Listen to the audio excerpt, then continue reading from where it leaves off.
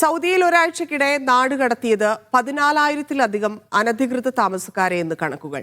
ആഭ്യന്തര മന്ത്രാലയത്തിന്റെ നേതൃത്വത്തിലാണ് പരിശോധനകൾ. വരും ആഴ്ചകളിലും പരിശോധനകൾ തുടരും. ഒരാഴ്ചക്കിടെ 14,621 അനധികൃത താമസക്കാരെയാണ് നാടുകടത്തിയത്. ആകെ 18,054 താമസക്കാരെ ഇത്തരത്തിൽ അറസ്റ്റ് ചെയ്തിട്ടുണ്ട്. ആഭ്യന്തര മന്ത്രാലയത്തിന്റെ നേതൃത്വത്തിലായിരുന്നു പരിശോധന.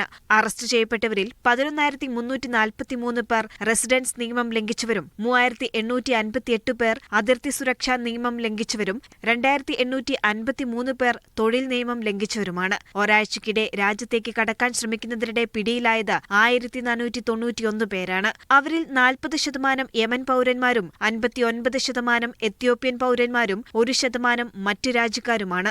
നിയമലംഘകർക്ക് ഗതാഗതം, താമസം, തൊഴിൽ എന്നീ സൗകര്യങ്ങൾ നൽകിയ 23 പേരെയും അറസ്റ്റ് ചെയ്തു. 25,552 പുരുഷന്മാരും 1,966 സ്ത്രീകളും ഉൾപ്പെടെ ആകെ 27,518 പ്രവാസികളാണ് നിലവിൽ നിയമ നടപടികൾക്ക് വിധേയരാകുന്നത്. Media 1 Riyadh.